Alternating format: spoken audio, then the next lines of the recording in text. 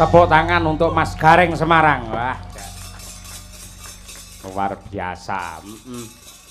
Ambak wis rada sepuh parandene, wah fisike isih jos. Lho, Kyai semono parandene isih lincahe kaya ngono lho. Lah, nganu Mas. Ya mergo butuh. Butuh piye? Loh, butuh menghibur piyai sing mirsani. Dan kita butuh apa ki sing diarani kemaremaning ati. Leres Mas Gareng. Tur upaminipun para panitia saking Petrokimia Gresik menika ngaturi panjenengan supados ngregengaken wayangan dalu menika sampun trep. Jenengan menika nuwun sewu pelawak ingkang sampun senior tur dasaripun profesional. Tidak hanya sekedar bintang tamu namun juga mencakup semua keahlian di bidang panjenengan nyatane bisa mumpuni kecakup kabeh. Ya ampun yen ngelem wong ngampun dhuwur-dhuwur mungkin tiba ndak lara Mas. Nggih sak cukupe jernyatane niki dalan kula golek rejeki mula kula kudu nekuni. Mengke yen kula nekuni marang bidang kula bakale ketekan napa sing kula sedya. Amin, amin. Ning ngomongan sampean sithik ning ora enak wiwitanmu lho. Sing endi to aku karo sampeyan apik terus le omong. Ah, bar duwe gawe mantu terus akeh bathine lho. Aku tak takon jujur wae witing klopo sak lugune. Nggih. Jenengan wingi kagungan kersa mantu sing pertama piye? Nyatane asile piye? Lho, asile sae, Mas. Sehat to? Sehat. Sing jagong sing becek kathah to? Kathah. Sedaya paring pisumbang arta kali panjenengan to? Nggih. Dadi apa rugi? Kusik iki jane jual beli apa piye to? Yen bathi tak akoni ning bathi ora wujud materi, Mas. Lah lajeng. Bathiku wujud sedulur. Ternyata sedulurku koncoku akeh. Nggih. Tur bathiku akeh sing mengestoni anakku. Leres. Mongko piyayi kados panjenengan kagungan kersa mantu menika lak syukuran. Nggih to. Piyayi menika ingkang kepareng syukur, ikhlas lahir batin, mang percaya ora bakal lokak malah saya kebak tanpa benten kalian keluarga besar Petrokimia Gresik. Setiap tahun mesti syukuran, tiap tahun mesti wayangan, ning nyatane mampu mengukir prestasi yang hebat untuk negeri pertiwi yang tercinta. Lho kuwi. Sing timbul pertanyaan kanggene kula pribadi nggih niki. Pripun? Kula niku jenengan ngarani kula niku lak dagelan senior, tegese muncule wis suwe. Nggih. Petrokimia nu pendak ulang tahun mesti wayangan. Selalu. Pertanyaane, piye? Kok lagi sepisan iki aku rene? Iki apa kliwatan, apa dilimpekke, apa disape? Nuwun sewu. Kula sampun nyuwun prisa kalian panitia mliginipun Mas Bagas Setiawan sing sonten wau kepareng asta pedalangan wau. Niku dalang sore wau. Nggih, nyatanipun wayangane ya sangat luar biasa. Mongko menika keluarga besar Petrokimia. Lah dawuhipun pancen asas pemerataan. Dalang menika nggih tiap tahun selalu berganti-ganti. Ngoten niku. Nggih, termasuk bab pelawak utawi bintang tamu. Tahun niki panjenengan kangge, upami tahun ngarep mangke wayangan melih kok upaminipun lho suatu saat ayo ki nimbali Mas Cahya Kuntadineh karo Mbak Elisa terus dagelane Gareng Semarang ora kangge, sampeyan yo kudu trima ngono kuwi. Mergo ki keputusan dari panitia. Sing tembung ora kualik to. Piye to? Yen aku ora kanggo kok aku kudu trima. Lah sing tak trima ki apa wong aku ora dienggo. Wong kok senane ngene, wong jenenge titah kuwi kudu percaya rezeki sing ngatur Gusti. Betul. Lah iki nadyan lagi sepisan ya tak syukuri tinimbangane ora babar blas. Tegese ora tau ditimbali rene babar blas luwih rugi kanggoku. Oh ning iki tetep aku nderek syukur. Umuripun Petrokimia Gresik sampun 51 tahun. 51. Berarti ini umur yang sudah cukup tua setengah abad lebih. Nggih. Yen tembunge wong Jawa 50 kuwi 50 ki saka tembung senenga keton. Dadi muga-muga kanthi umur 51 tahun 50 senenga keton Piyai Petrokimia Gresik ini luweh ngunggulake bab berdoa. Ibadahe. Kanthi ibadah kang tekun Petrokimia Gresik bakal luwih maju tinimbang tahun-tahun wingi. Amin ya rabbal alamin. Mergo pancen apa to tegese 51? Kowe rong tau ngonceki to? Kurang tahu sing Angka 51 ki ana tegese. 5 apa 1 apa? 5 kuwi pupuk. Apa wae kuwi? PUK pupuk 5. Walah tak kira lek pupuk enek 5 ngono. Aku sing ngerti sapa wong aku dudu pegawe kene kok. Iya. Hurufe ana 5 Ana 5 pupuk. Dadi 5 kuwi pupuk, 1 kuwi nomor 1. Dadi pupuk petrokimia 1 tetep nomor 1 sepanjang masa. Amin ya rabbal alamin. Nah, Wong tak atik kok digawe bingung ngopo to kowe. iya. Wong kok lah beda yang petrokimia Gresik atau petrokimia mapane ana Gresik. Petrokimia. P niku napa? P iki tak goleki ning kamus kok tembung P iki kok angel men. Mula tak gawe P. Perusahaan yang bergelut dalam bidang pertanian. Ah ya, pupuk. Trouble-nya perusahaan ini akan mempengaruhi dunia pertanian Indonesia. Betul. Ya ra? Nggih. Kinerjanya tahun ini mencapai puncaknya. Mi Ini sing kudu dipikir iki mi iki. Ket mau urung kecekel aku. Ya kudu tanggung jawab wong sampean sing ngonceki kaya. Ini minimalkan kesalahan dan maksimalkan prestasi itu jurus untuk mencapai prestasi tertinggi. Ki kari A, alhamdulillah tahun ini umurnya sudah 51 tahun. Ki petrokimia. Nggih. Ning kumplite gandeng mapane ana Gresik, mula Gresik ya kudu diartikan. Gre ki apa? Gre ki grengseng kanggo mengeti ulang taune luar biasa kanthi gelar wayang kulit. Sik kuwi S sing ngasta dalam Ki Cahya Kuntadi. Iki dina ana bintang tamune.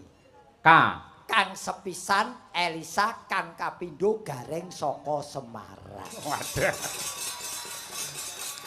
Sapa kowe takon apa meneh? Tak uja kowe saiki. Sik aja mbleleng sik iki lagi sithik. Bapak Dirut asmane Pak Dwi Satrio Anuraga. Ayo. Sik iki jenenge Dirut lho, totoane berat iki. Lah kowe umuk kowe kemplelet ning ngarep kok. Resiko semakin tinggi iki kudune ya nganune tinggi lho Mas iki. Kowe arep njaluk wingi ya wis akeh entukmu lho kurang wae. Entuk piye? Tetep urung balik kok.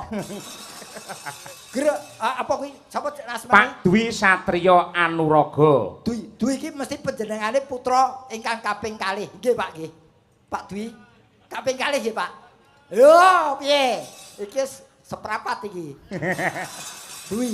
Iya. Terus Satrio. Satrio ki piyai kakung sing linuwe. Disebut Satrio kaya Satrio Madukara Janaka. Kae Satrio kang apa priya kang linuwe kadigdayane. Anuraga. Anuraga ki tegese piyai sing getur tapane gedhe prihatine. Itu beliau tipe beliau. Jadi apa asmane mau? Jenenge sapa mau? Dwi iki putra kang kaping 2 sifat satria lan gentur tapane prihatine. Mula ora gumun yen dipilih dadi direktur ana ing kene. Sapa meneh jenenge sapa yang terus jenenge Pak Mudin iki lho kene tak uncani. Ugi dipun sengkuyung dening Ibu Direktur Operasi dan Produksi Petrokimia Gresik, Ibu Dikna Jatiningsih. Ayo kowe modiar. Dikna, ayo apa kowe? Dikna. Dikala ini menjabat sebagai direktur di Petrokimia. Direktur operasi ya. Iya, ya wis arep operasi, arep injeksi, wis terserah. Nah, namanya sudah dikenal oleh para pegawai ing Petrokimia sini. Ja. Ja. Jadi direktur sudah lumayan beliau di sini. Lamanya sudah lumayan lama. Iya. Ti. Apa? Karo mikir patine asine krungu kuwi. Ti apa iki karo mikir mergo ora temu-temu ti iki apa? Tidak salah kalau beliau memang dijadikan direktur di sini. Iya. Pek mulek to, Reng? Loh, pancen posisinya direktur kok. Oh iya. Ning. Ning yo kuwi aku urung tau kepethuk wonge lho iki. Piyayine lenggah kok piyayine. Ayo ning iki tegese ning iki pun ning pemikirannya. Jadi jernih pemikirannya, tidak punya aura negatif. Terakhir sih.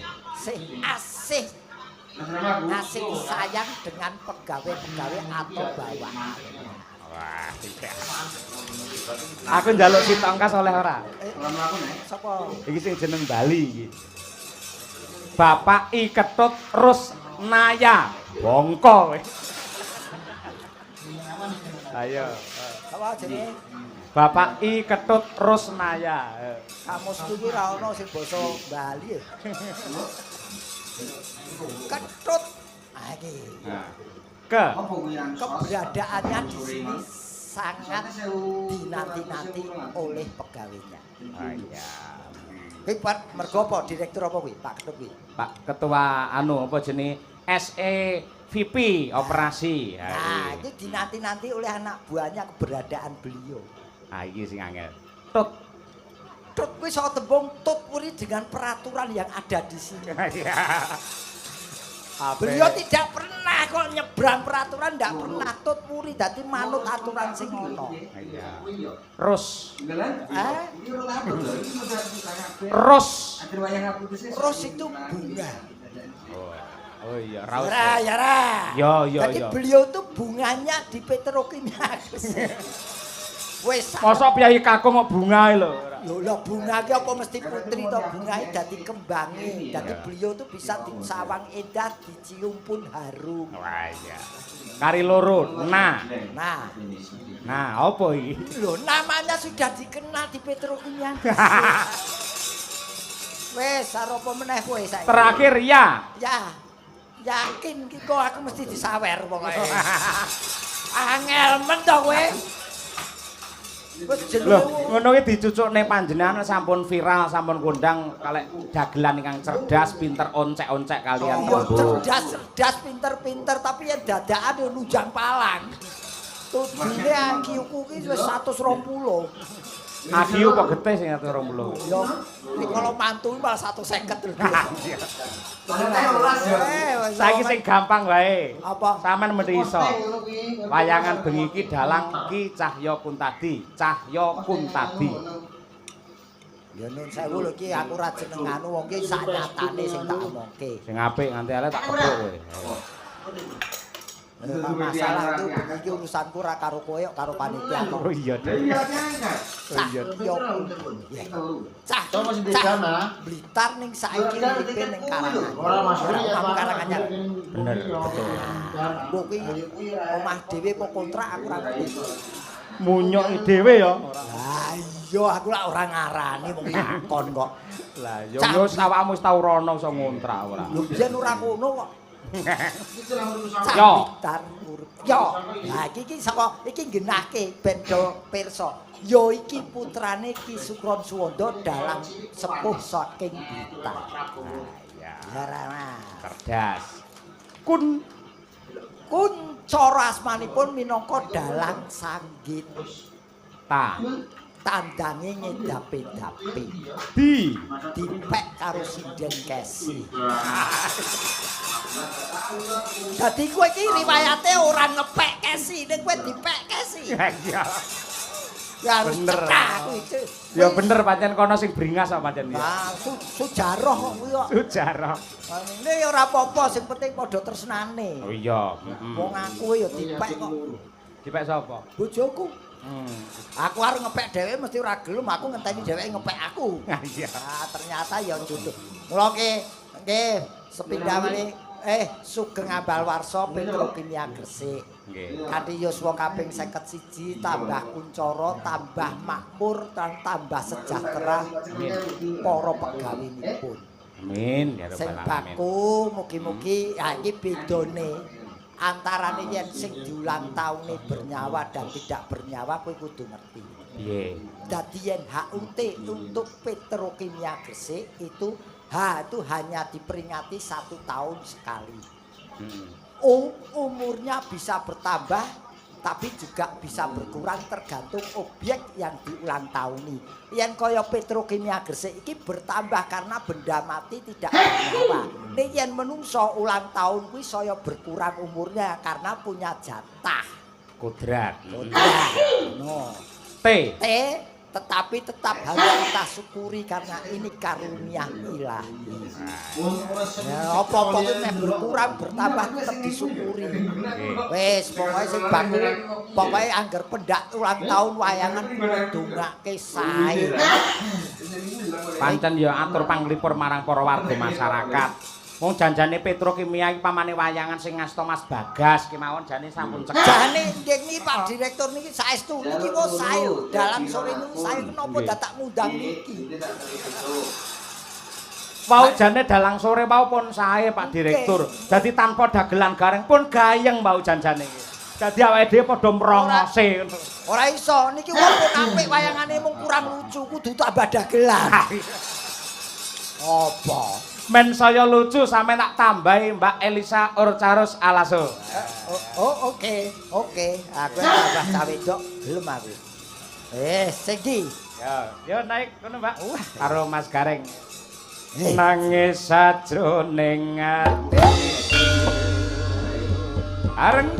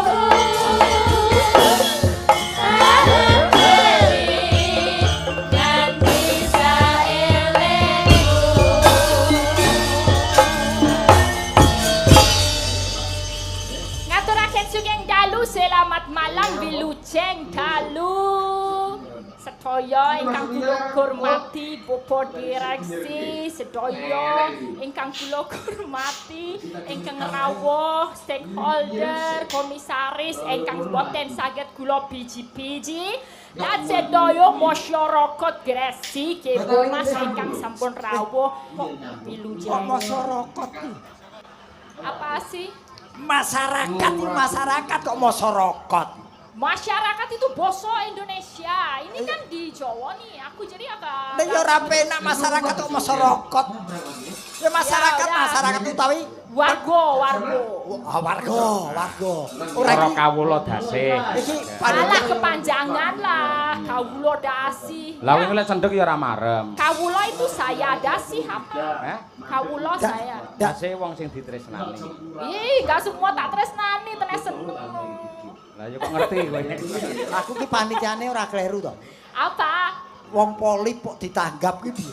Kok polip toh, Pak? Lah wong suaramu mindeng. Bindeng, nggak bindeng ini tuh. Ah? Ini emang kayak gini kok aku ngomong. Oh, memang lagiamu kok ngene iki. Ya, pangapunten ya. Jadi bahasa Jawanya campur-campur. Oh, ya wong tahu Ya. entuk campur kok Aduh, basa. Ibu Dikna maaf ya kalau campur-campur Jawanya. Tapi sa iso-isone nganggo Jawa.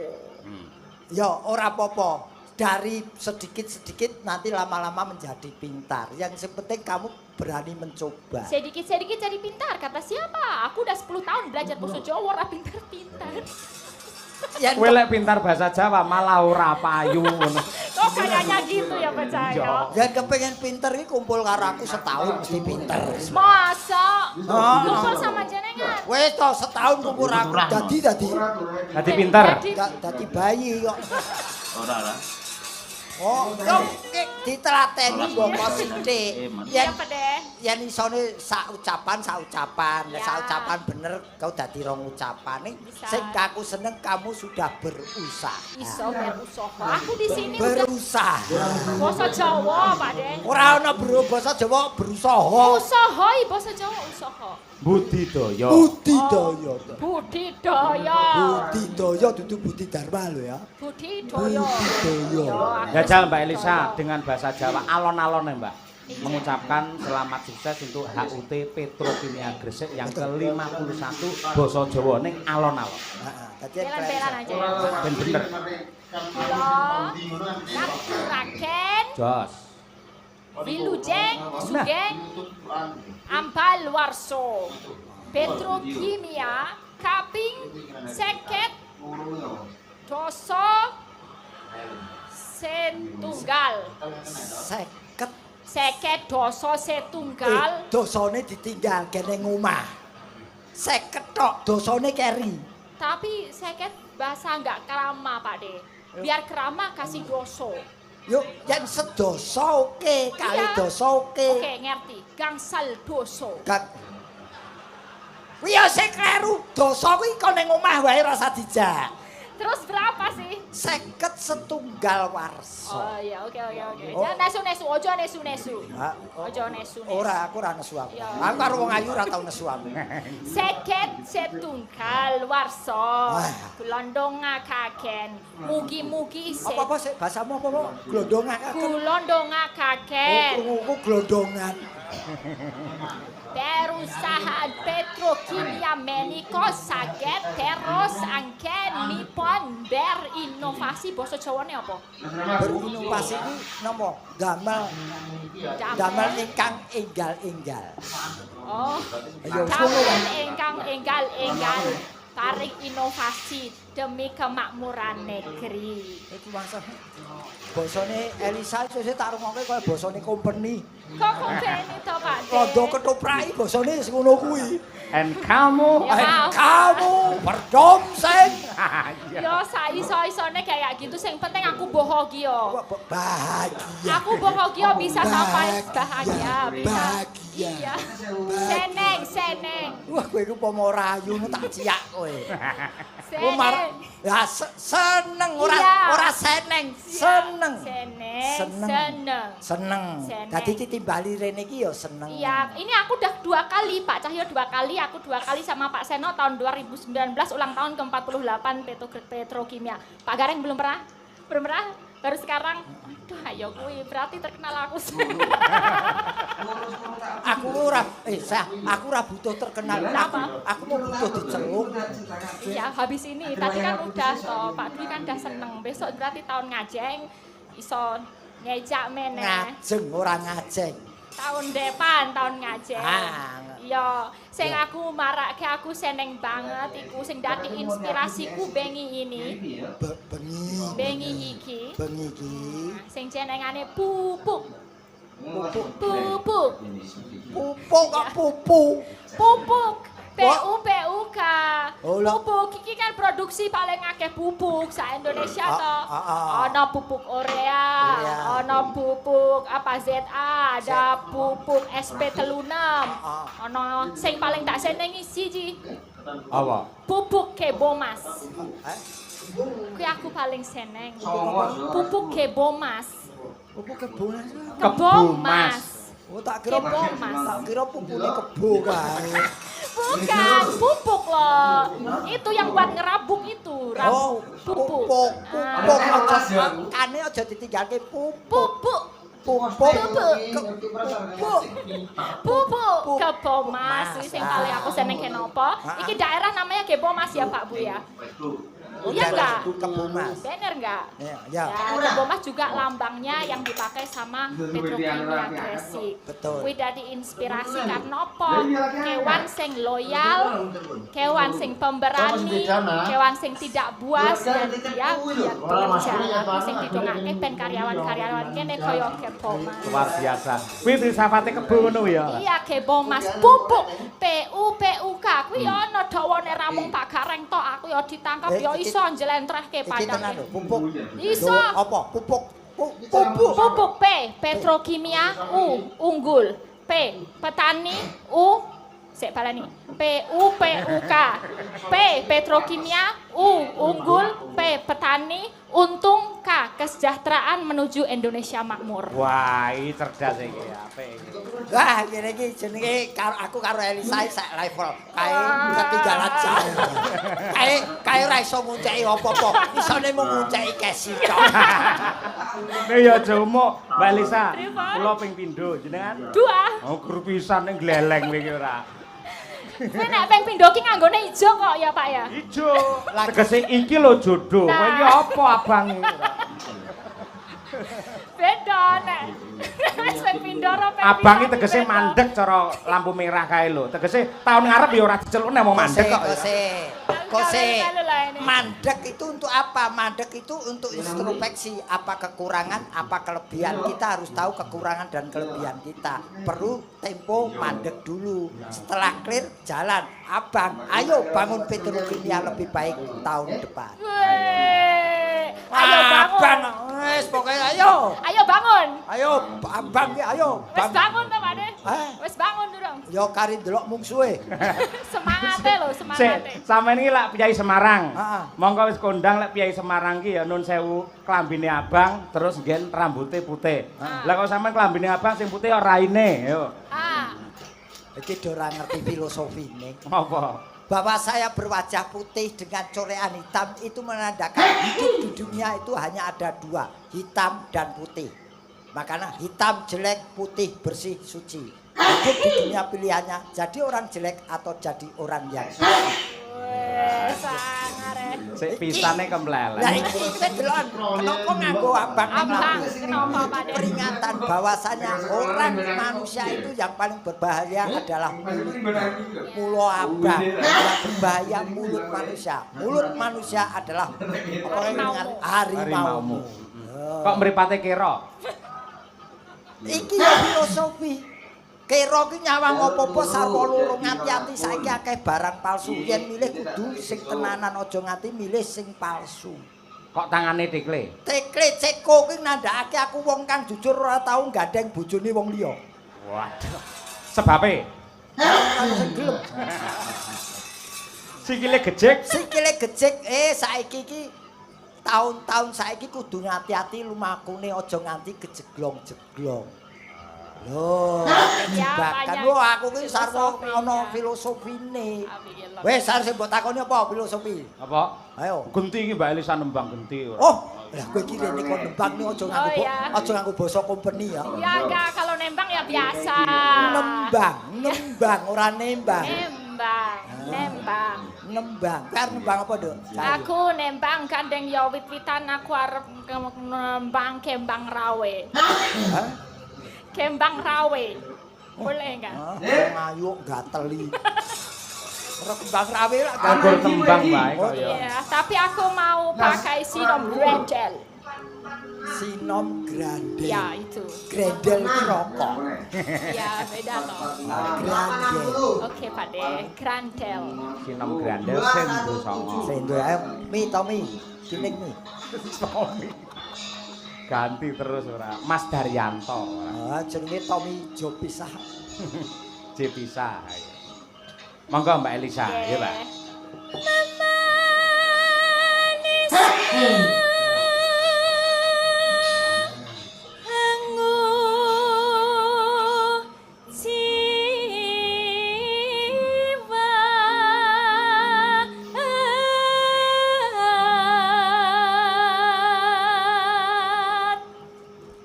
Gak company kan?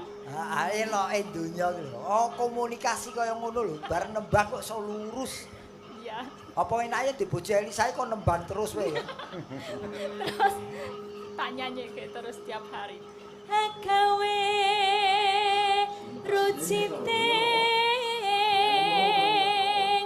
gale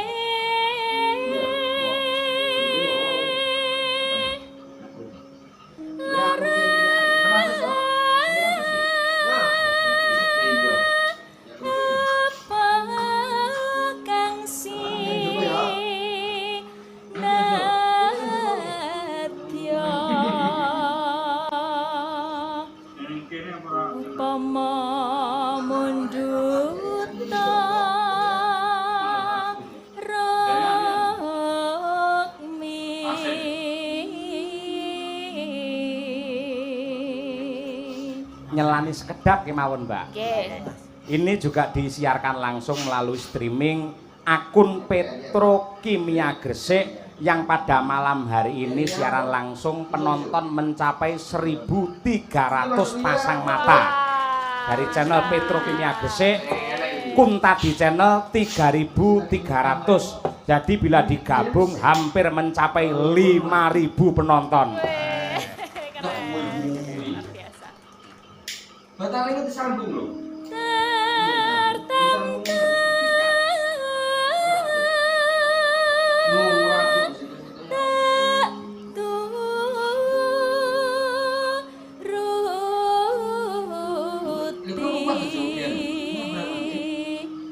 Ibarat wong numpak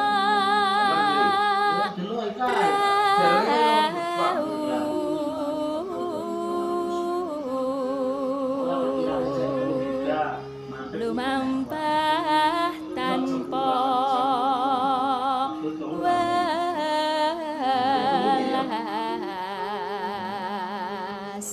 ing madyane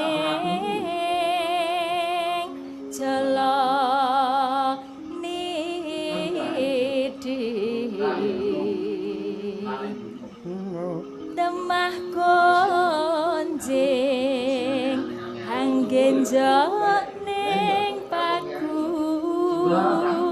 lingan. Oh, ambak asline piyayi saka ing Sulawesi parandene le nyuwara kaya ngono bergase reng. Ya wis. Jadi kembali lagi NKRI Mas. Piye? Ya dimanapun tempatnya tetap NKRI saling apa sing diarani saling golek ilmu. Wong kene ya tekan kono, wong kono tekan. Nah, kaya Mbak. Ya keturahno. Saiki golek ilmu ya. Ilmu dicowo. Cocok. Ah, Ya. Mas pedhok meneh. Maksudnya Kembang rawe. iki pamundhut apa anu? Enggak sih, aku aja pengen aja. Oke, siap. Sajake lagi kepethuk karo wong lanang sing Petok karo wong gak teli ya. Monggo kembang rawe Mbak Elisa bersama Madangkara. Dadas.